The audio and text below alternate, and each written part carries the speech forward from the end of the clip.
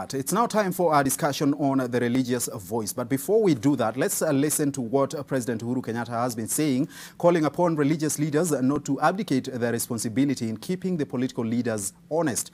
The head of state says it is imperative that the clergy demonstrates faithfulness to their congregation by using their office to keep leaders accountable. He was speaking at the 50th anniversary celebrations of the Anglican Church of Kenya at the All Saints Cathedral.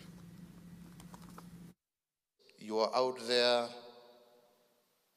to save souls, but you're also out there to serve and to ensure that the will of your people is also followed and committed by their leaders.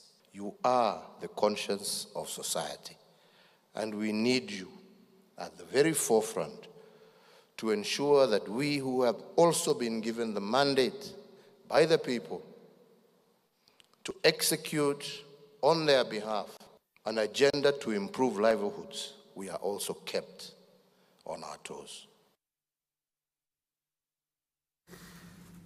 Quite timely there, President Uhuru Kenyatta addressing religious leaders, and tonight we have a discussion on the state of the nation with some of the top religious leaders in the country. Joining me live tonight is Archbishop Jackson Ole Sapit, who is the head of the Anglican Church of Kenya, live from his home here in Nairobi. Bishop Alfred Korir of the Kericho Catholic Diocese is joining us live from Kericho tonight. Bishop Margaret Wanjiru of the Jesus is Alive Ministries joining us live in studio. The glory is here tonight. Sheikh Ibrahim Lethome, who is a legal advisor and also a Muslim scholar as well, legal advisor to the Supreme Council of Kenyan Muslims, that's SUPKEM, as well as Bishop David Oginde, who is the presiding bishop at Christ is the Answer Ministries, as well, joining us tonight. Quite a wonderful speech you made at the launch of the BBI report the other day. that is what we are looking for, consensus in this. And let's start, gentlemen and lady of the cloth, with a discussion that's really top of mind right now, and this is the COVID-19 pandemic. And I'll start with you, Bishop Margaret Wanjiru, because this is, you've gone through this, and of course you went through treatment and you got healed. The numbers are rising right now. What would you tell Kenyans as we look forward to what the government will be telling us? First of all, I would like to say that COVID is not a myth. It's a reality. You know, there are people who still think that COVID is a myth. It is a reality. Having said that, I would also want to say that the common mwananchi is working so hard to create a balancing act. A balancing act between risking and getting COVID as they go out there and work, as they socialize, as they go back to the markets, go back to their trade, go to do whatever they are supposed to do, and be able to put food on the table. Yes. But also risking starving to death. There is a great disconnect right now between the government and the common mwananchi. The people down there are starving. Yes. The kind of poverty that people are going through, it's unbelievable. Okay. So unless we are able to mitigate that poverty, we are not able to tell people, stay at home. Yes. Don't do this, don't do that. Believe you me, they'll still do it. Why? Because they have to risk. Either go out there and believe God you'll come back safe, or risk your family starving. Okay.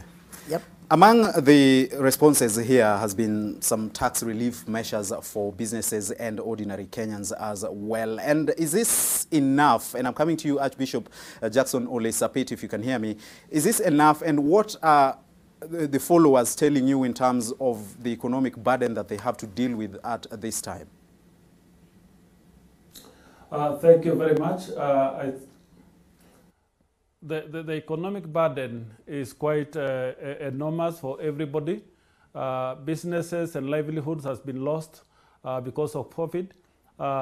And the task reliefs, as you say and mention, may not be enough. So what we can say at this point in time is that people have to work, but we must take personal responsibility by adhering to the guidelines and the protocols, putting on masks, sanitizing, washing our hands, so that we try as much as possible to prevent ourselves and prevent those people who are around us at any one given time. so that at least the personal responsibility, in my view, must be taken so seriously to everybody else. And what the congregations are telling us and what everybody is telling us, the times are hard.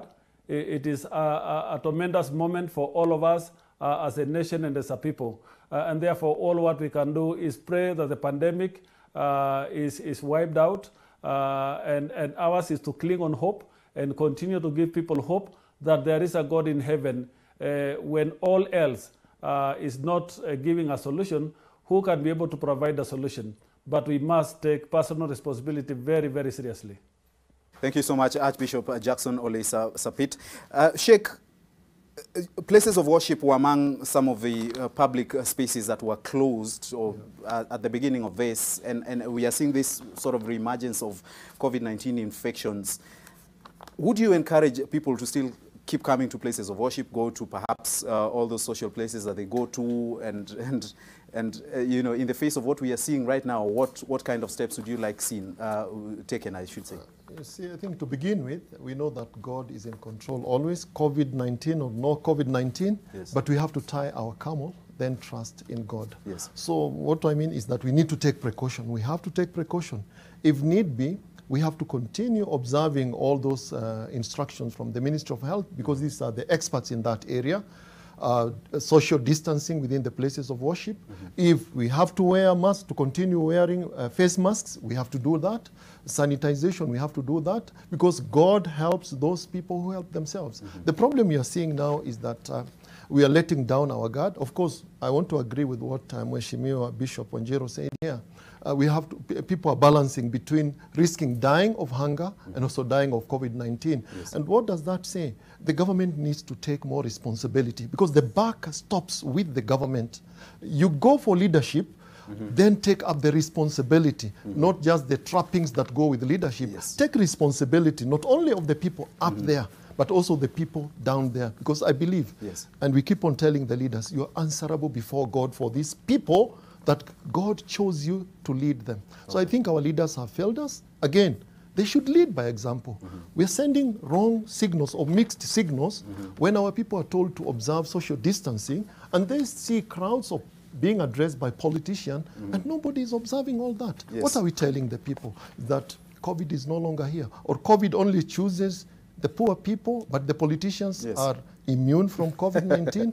Yes. Yeah, That is a concern. That is a major concern. And Bishop Alfred Rotich in Kericho, we are seeing numbers rising in the counties, in the countryside, so to speak.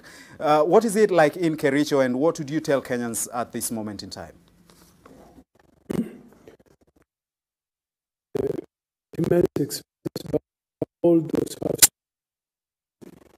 Apologies for that, as we try to fix that audio issue that we are having with Bishop Alfred Rotich. Let's go to Bishop Oginde in studio with us tonight. There has been this, element of mental health coming about as a result of this. People becoming more anxious, people becoming depressed, and all these other things. How is it like? And I'm sure, as a man of the cloth, you get to speak to a lot of people. Yeah, it's true that one of the things that this COVID brought upon us is the very first time as we were locked into our houses. Generally, human beings are social beings. So we get a part of our well-being through interaction with other people. And so when you're put into a locked space, you lose that sense of your well-being. And this is where issues like depression and so on come upon us, because like my colleagues have mentioned, you are locked in there, you're not able to go out, socialize with other people, you don't have resources to get food and do all that you normally would do. Many people have lost their jobs. Some people's businesses have collapsed. All these things are very depressive, and they can get you to that place where you are not able to contain the pressure that comes upon you. And so this has been quite prevalent. It's also right to say that there are families that are happy living separately. The husband comes in the darkness of the night, goes to bed, sleep. The wife also is there, children. So they are living in one house, but they are really not one. Yes. So what COVID did was to force these people into one space. And so you are here day out, day in, and you do not know how to interact with one another. Yes. And that has ended up with domestic violence, people fighting one another, quarreling over small issues. And so all these things add up to the well-being of an individual. And so we have seen that kind of rise, therefore, in mental health for children, for parents, for husbands, for wives, and all kinds of people. Okay. It's a reality. Bishop Alfred Rotich, what must the government do now? President Uhuru Kenyatta says they will be reviewing these measures if we continue like this. What must the government do at this point in time, do you think? I think it needs to show its face. We need to see how it's working. Apologies for that. We seem to be having a connectivity issue there. Bishop Margaret Wanjiru, let me throw this question to you. What must we do as a people, as a government, first of all, in terms of response? First of all, in terms of response, we need to do the civic education. You know why people still think that COVID is a myth and they don't believe? It's because nobody has really gone down there and given them facts.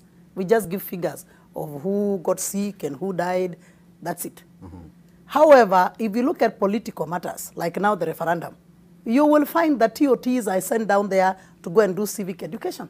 In this bill that we are discussing, the BBI, you will find that TOTs are being prepared to go down there and give civic education. In matters of health, why can't government go and speak to our people? Secondly, COVID is about, first of all, understanding. We started with coronavirus, then it changed to COVID-19. Yes. When you get sick and go to hospital, you even find it has another name. So names keep on changing.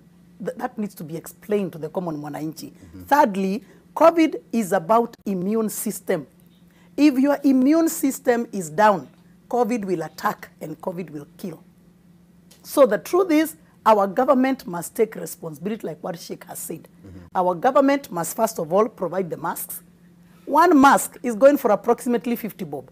I don't think our government understands the people. Most of the people cannot afford 50 shillings every day for a clean mask. Yes.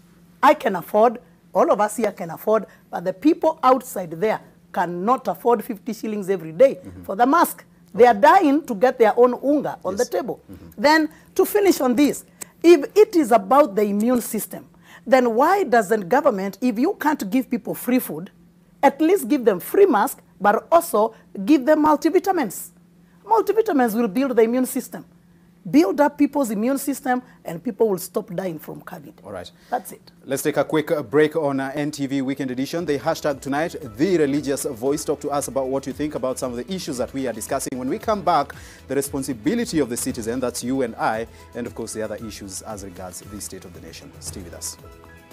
Let's now cross over to Kericho County, where we have Bishop Alfred Rotich of the Kericho Catholic Diocese. Bishop, before we went into the break, we were talking about what the citizenry must do as well as a form of responsibility. Obviously, they're being lethargic in terms of observing these measures because political leaders are showing them how to do that. But what must we do as a people as well? I think we need to create a sense of hope among our people, because the people who hear the voice of the leaders, and what has come across from what I hear, not only in Kericho, but also that the word is going that there is no money to buy the mask because billions of shillings went down the drain, and therefore it has gone around like another virus. We need to encourage, we need the leaders to come and be visible. Let them talk to the people. Let them have barasas. Let us interact with the people on one-to-one, especially within the villages. Because one of the things that maybe have happened again is because after the religious leaders engaged in this process, We interacted with the county government and we had a very good team. But after some time, then they thought that now the work is done and COVID is nowhere. And, you know, like when we first heard about the AIDS, people seem to say, I will die from any disease. So I think we need all of us to be visible. Let it be talked through the radio, the media.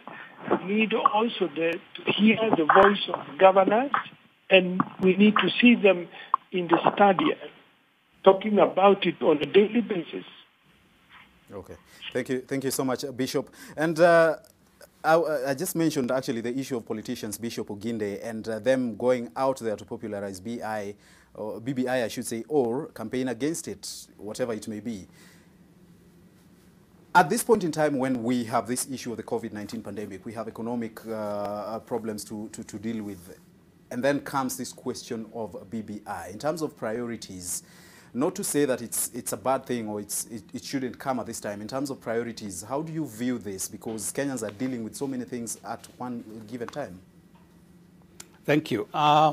It's really a balancing act because within the political circles, there is this desire, I would call it, yes, to ensure that the BBI process is completed before the next election. Yes. So there's a sense in which they do not want to wait until it is too late. And so whether there's corona or no corona, we want to push this thing through. And so the campaigns have really started in earnest. Yes. Those for and those against, and they are all going out there. So corona has kind of taken a back burner. Remember when we had just one case mentioned in this country, everybody was sick. Everybody was like, there's a mourning season. It's like somebody had died. And so we all, when we were told, go back home, stay at home, we all went and stayed at home. Now we are talking about 1,400 cases in a day. We are talking about tens of people dying. Yes. But nobody seems to care, not just the politicians, but even the ordinary mwananchi. It's like this thing doesn't matter anymore. So that is the disconnect that we are seeing in our society at this time. Okay. Sheikh, on this question of the BBI and the quest for consensus, because we seem to disagree somehow in this debate whether we want the reforms or not, what reforms we want or not, what is the voice of the Muslim community and SUPKEM as a whole, and of course the Muslim faith, in terms of engaging in finding one common ground going forward? We don't seem to agree, even from the story that we had today from Naivasha with the legislators. Some say we move forward like this, some say we engage. What do we do, really? You see, now therein lies our problem.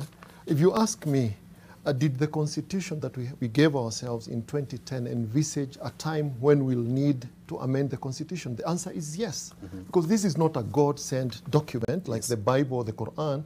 It can be amended. We gave it to ourselves. If we feel it is not serving our purpose, it is right to amend it. And there's a whole chapter dedicated to amendments. Now, the problem with we Kenyans is that we politicize everything. We see politics in everything. And that is our problem. There is nothing wrong with coming up with a BBI. Even the title itself is very good. Building initiatives, building bridges.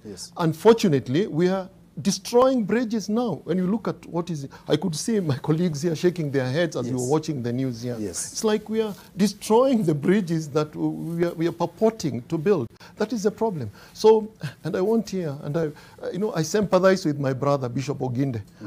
At Bomas, he gave that very powerful message. Can you stop the reggae? Can you stop the hustling? Can we come together as Kenyans? You know, and I don't know whether they listened to you. They heard you, but they listened to you. We need to build consensus in this country. We need to move together. And that's why we need to talk with one another, but not at each other. Listening to what is going on. The politicians now are talking at each other, not with each other.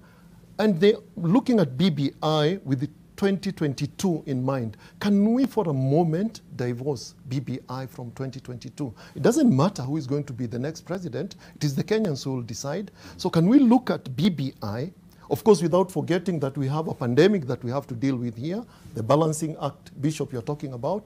And then think about ourselves as Kenyans. What kind of legacy do we want to give to the people? And in Islam, there is a teaching. We are told, if you sow a seed of a bad plant, you'll reap the sins of that seed that you've planted, and whoever else is affected by that. So you can imagine if by talking BBI, because talking BBI is one thing, but we want actually to build those bridges. You can imagine the generations that will be affected if we are just going to amend the law to suit individuals.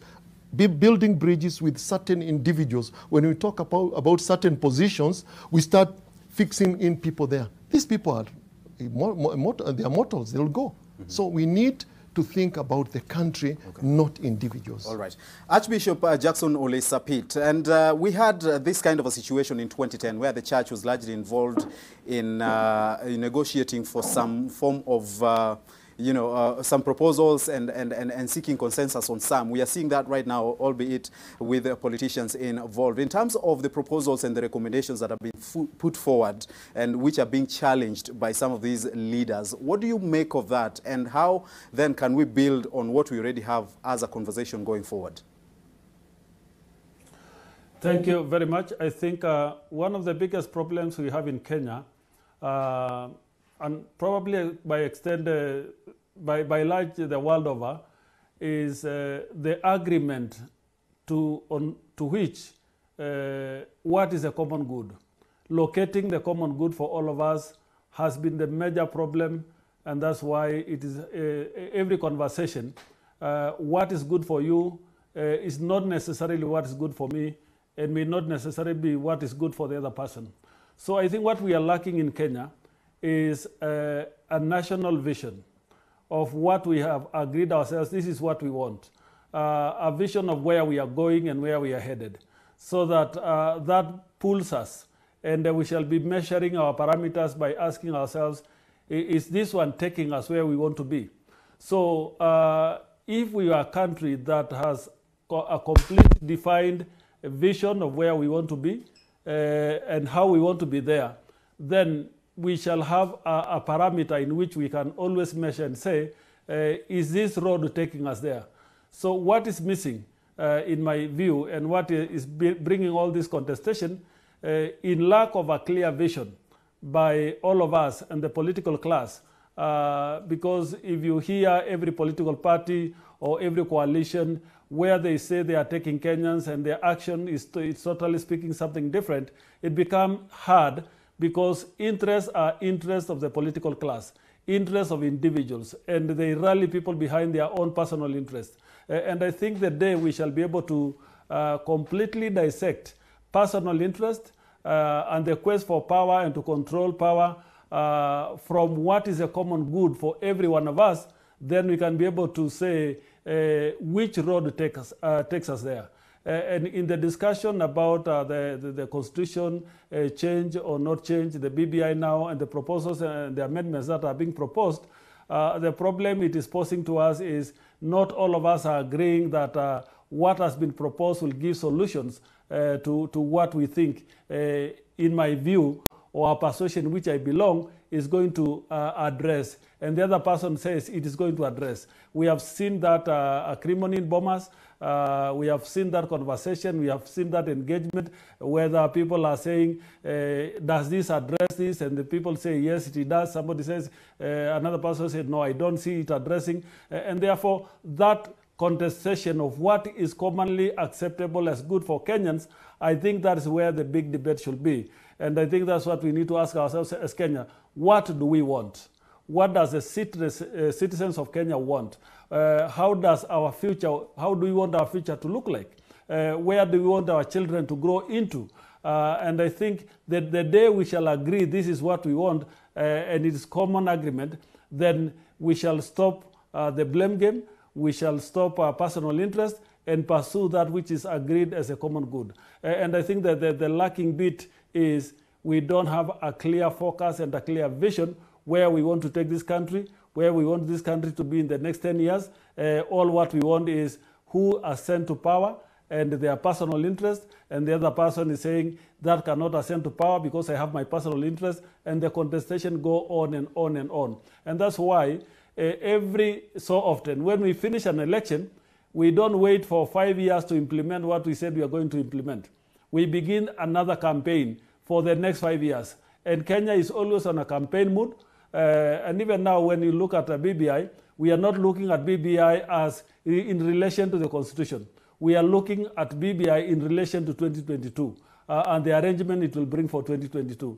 And that's the truth of the matter. And because people have interest in 2022, it will be very hard for people, and particularly the political class, to come to an agreement and say, this is what is commonly good for all of us, because everybody is looking with the interest of what will satisfy their personal interest and what they are pursuing for 2022. All right. And I think that is where the matter is.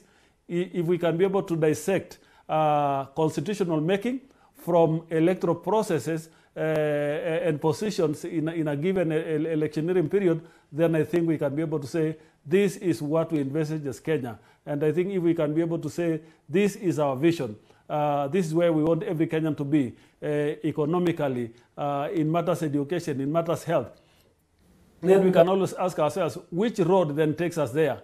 And if it is through a constitutional a framework that can take us there, then we can see which good laws can we put in place that will ensure that we shall be there, which that position which we want ourselves to be. All right, thank you so much.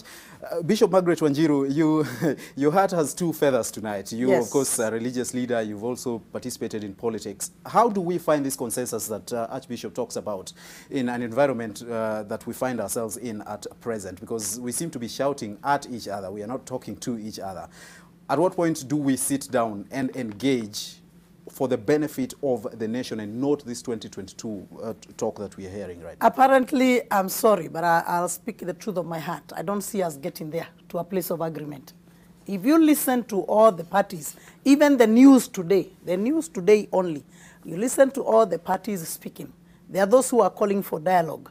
There are those who are saying we need to discuss. There are those who are saying, like us, me, and I am in Ruto's team, we are saying there is a total disconnect between the grassroots, the common mwananchi, and the top here. And if we are going to discuss BBI, we are going to discuss if the common mwananchi is involved. If we cannot cater for the public that we lead, for the people that we lead, I mean, what business do we have in a BBI? Yeah. And the truth is, if we are not going to look at the problems that are destroying our communities, destroying our people, address them in the BBI, then what are we saying? That the BBI is only answering political questions.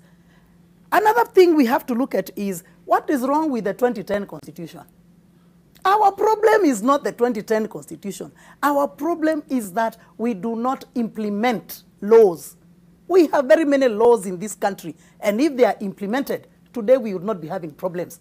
As long as we don't implement, so okay, assuming in the unlikely event, very unlikely event, that BBI becomes a reality, then what happens? Who will implement? Yes. I can assure you they will only implement the portion that relates to 2022 and the political leadership. The rest will be left out. Okay. So what are we saying? Here we must involve.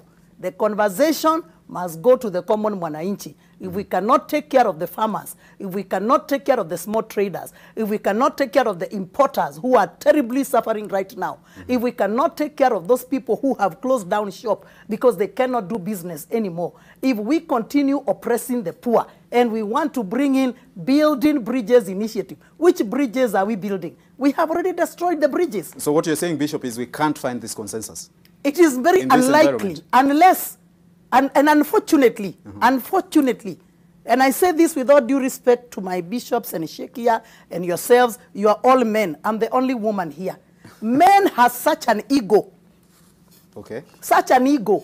And I don't see anybody who is going to soothe it unless God is going to speak to them. I mean, that ego right now, you can sense it. Sisi, unless mufanya hii, na wengine, hii, hakuna kitu tunabadilisha, mutachukua vile ilivyo. What did you hear Babu say, Mheshimiwa Babu? He said, sisi, simple majority, tunapitisha. In other words, he doesn't care about anybody else. He only cares about himself and the small cloud. Anybody else, you can do what you want. Right. For me, the majority must be involved. and the common mwananchi with the problems that we are suffering right Yes. now at the grassroots must be on this BBI. Okay. If not, we are not talking. Bishop Alfred Rotich, live via phone link from Kericho. The religious institution is being sought at this moment in time with these very political leaders, and they are coming to the church and places of worship to talk about the BBI, to ask you, to urge you to actually sell the idea to the members of the public. And if we, or rather you as religious leaders, don't seem to agree that there will be consensus or that there should be some form of dialogue, then how will you sell this idea as you are required to, and then how do we move forward? Well, I want to thank the panelists. I want to thank also the nation.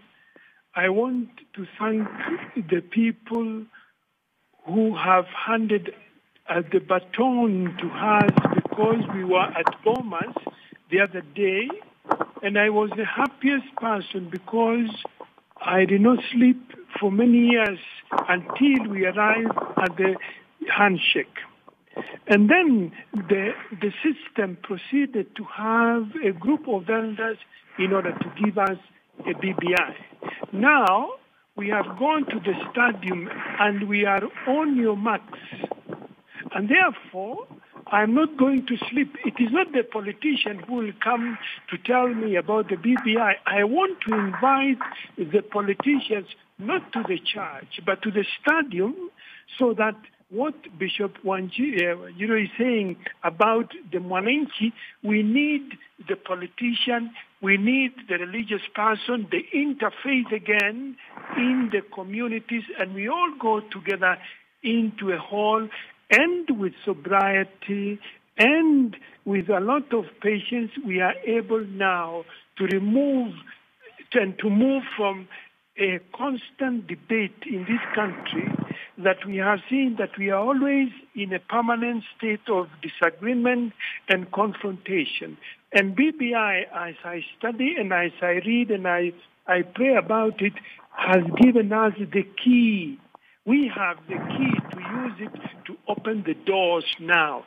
So I think the charge is on me, and I want to, as a person, I am already on the inviting the leaders, come this week. I want to invite the politicians. I want to invite all the religious bodies who are in Kericho. Let's have a cup of tea. Let's be sober and then engage on this document, and we will arrive in a consensus, because we need to change what we call the paradigm shift we must have. We cannot endlessly be in disagreement and fighting and confrontation and creating fear. So I think the opportunity is here, and I will take it as an individual. And I want to go to this campaign myself. You hear me? It's not a campaign about politics, but the campaign is to bring fraternity, The Pope the other day gave me a letter about fraternity, and I am on the road now talking about that we don't talk about neighbors only. We want fraternity, we want brotherhood, we want to have sisters together. Okay. So I think the question is, the challenge we're being given now is to take that responsibility, and the baton is in my hand, and I'm going to run with it, and I will not sleep. I will not sleep until we get the sheep in the flock together. Okay. Bishop Oginde, one of the issues coming out of this discussion, the national dialogue that we are having right now, is the issue of youth unemployment. And they are becoming this sort of, the go-to sort of group at this moment in time. Deputy President William Ruto, with these initiatives doing this, President Uhuru Kenyatta is now launching it on a different scale.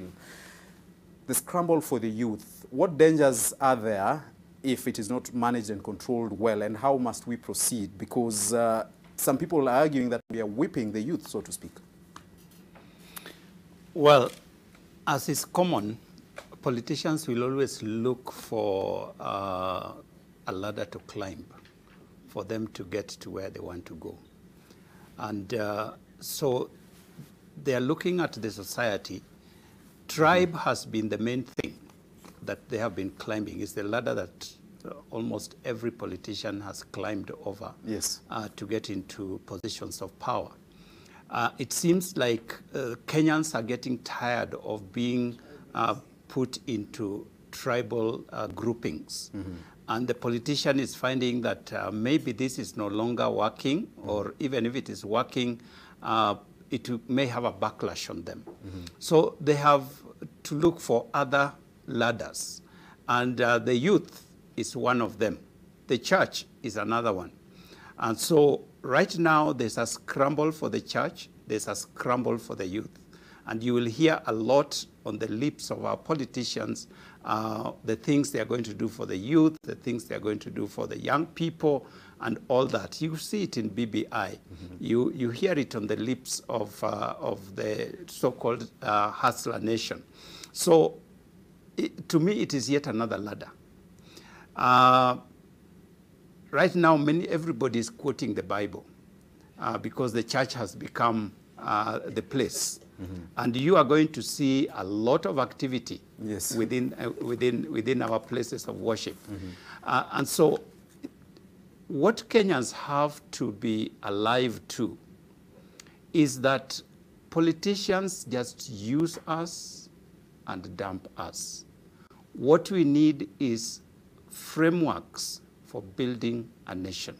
What we need is to put in place systems and structures that are not dependent on a politician, that are not dependent on particular parties. Examples of those, perhaps?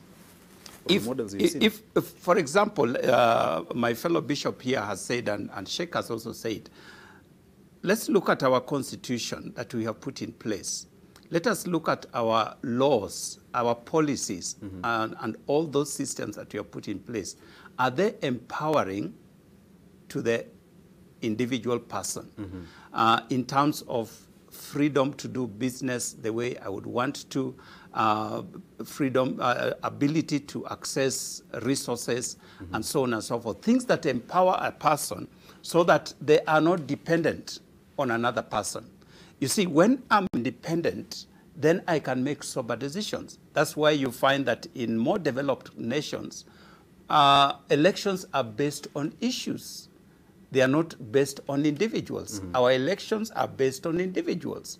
You will rarely hear issues. I'm either for Ruto or for Raila or for Kenyatta or for who or for who. It's always a person, because we see this person as the savior who is likely to bring to me the things that I need in order to survive. But if we build institutions such that everybody feels empowered, people can go about their businesses, you will hear very little of the kind of politics that we have right now. So my call to politicians, first of all, is that please give us policies, give us vision for the future, things that we can aspire to, but also let them be implemented. One of the things I appreciate about the BBI is the fact that we are saying we want more resources to go to the counties. Yes. The 15% that have gone to the counties, I don't know about where you come from, but where I come from, I can see a difference. Yes. We can see a great difference. Small market centers are beginning to become towns. Even with all the corruption that consumes quite a bit of those resources, there's still the crumbs that fall down to us still make a difference. So imagine if these resources were to go down to the people, and more people are empowered to support themselves. It will be very difficult for politicians to mobilize them so easily with the little things here and there.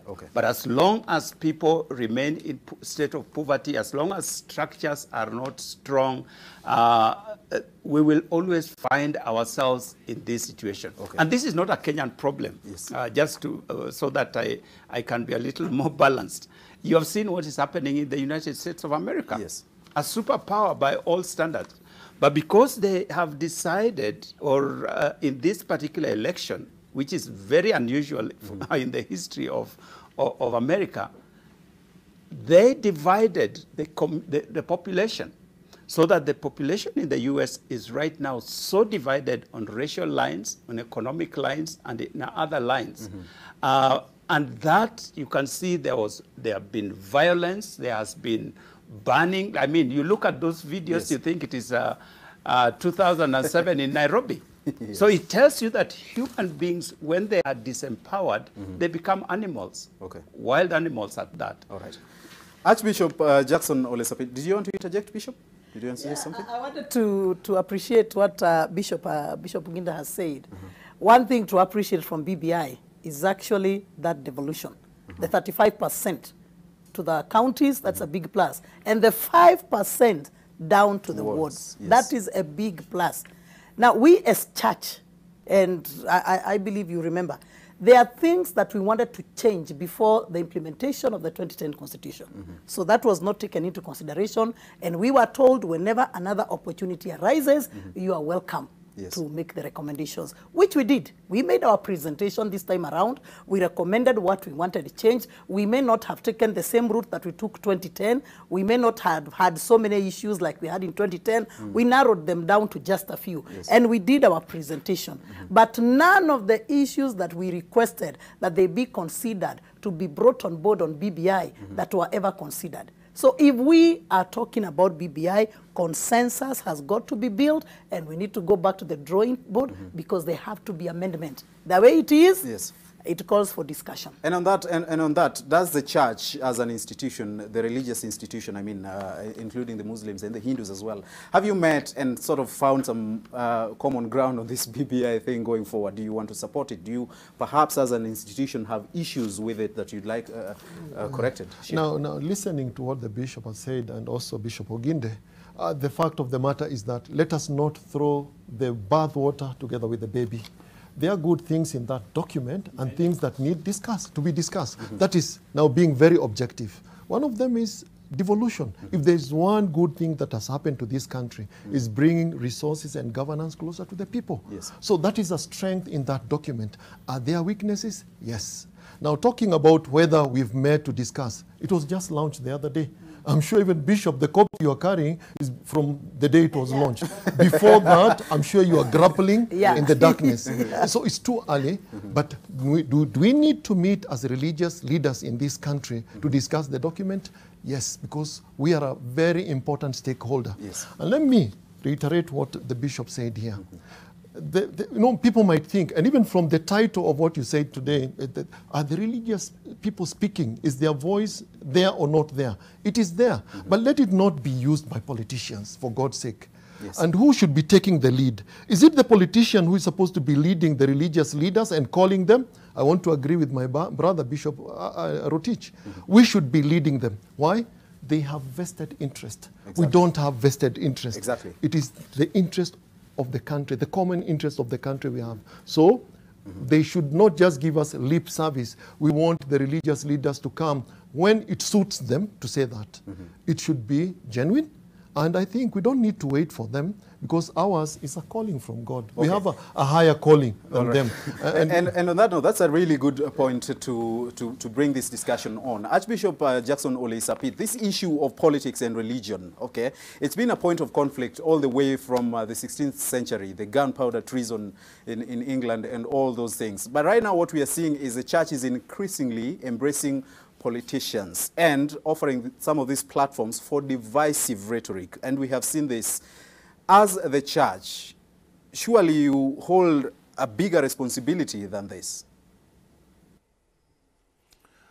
Yes, thank you very much. Looking at the history and the relationship that has always existed between the church and the state, they do not have competing roles. We have distinct roles that the nation or the state has been called, appointed, or elected to govern the affairs of the people. But the church and the religious institutions are there to provide the moral conscience to that society so that whatever discussion there is a testing ground. There are checks and balances. And what the church has, the religious institution has always provided is a guidance, because the responsibility of governing people rests solely on the state. But the church is there to give a prophetic voice, to speak for the voiceless, to speak for those who are oppressed, to speak against injustices of any form and any kind, and that has been always perceived as a source of conflict. But I don't think it defines to be named as conflict. But we do give a complementary role by also providing services to the people in which God has given us an opportunity to provide. So what I can say is that the space in which the government operates and the religious family operate is still within the same public square, where citizens are the ones being served by the religious fraternity, and the same people are the ones being served by the state. And therefore, the relationship between the state and the church is never to be perceived to be in a conflicting situation if things are going on well. But we can also say it should not be in a friendly manner, so that when wrongs are being done to the community, then the church keeps quiet. So we are called to provide a prophetic ministry and message, to speak for the voiceless, to speak for those who are oppressed, and any form of injustice and unfairness in the state. And that is a particular role that the religious fraternity, beside preaching the gospel message and the message that God has given us an opportunity to speak to, which still is a message of having a balanced life, that we live in obedience to the will of God, in obedience to the commandments, in obedience to what God has prescribed to us as things that can make us live in a cohesive and prosperous society. Okay. Bishop Alfred Rotich, as closing remarks, where do you draw the line with this? Because there's this discussion about the church participating in this divisive political rhetoric, and also encouraging political leaders to come to them and offer, donations in cash and kind. Where do we draw the line between what you do and how much influence politics can have? Thank you very much, brother, for asking that question. I think it has been in the news for a long time. Our dear brothers, even the Archbishop and Lizome and Oginde and even Bishop Tuanjiro knows that we sat with the parliamentarians, breakfast meeting, and we came up with a roadmap that no politician will be able to stand on the pulpit, on the sanctuary, to offer anything, because they belong to the congregation. Yes, we make a mistake because there are a number of us who are looking for money, and therefore they invite politicians, and we think they have ruined the whole fabric of the church. No. Politicians are part and parcel of the society. They come to the congregation and they will listen to what the sermons and all that takes place in the houses of prayer. All I am encouraging, and I want all of us in the country to repeatedly say, even if the king or the chief is in the congregation, I consider them member of the flock. But as for raising the funds, I, as a bishop in Kericho, I am the guest of honor. And if there is brothers, the fraternity, they will come to give donations because I have set the pace, but they will never come to the sanctuary. We must go and take the same coin that belongs to Caesar and give God the respect in the sanctuary.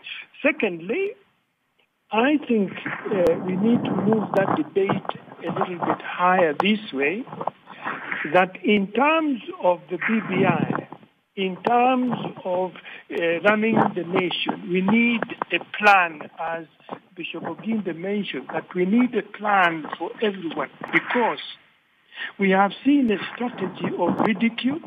We have seen suspicion and relentless criticism in a variety of ways.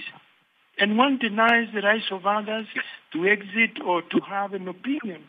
And therefore, the political life that we have now in this country no longer has to do with healthy debates about long-term plans to improve people's lives or even advance the common goal.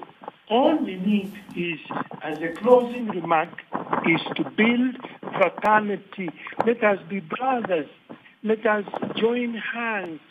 For example, I'm saying Kericho is a hub and has an international signature of having tea.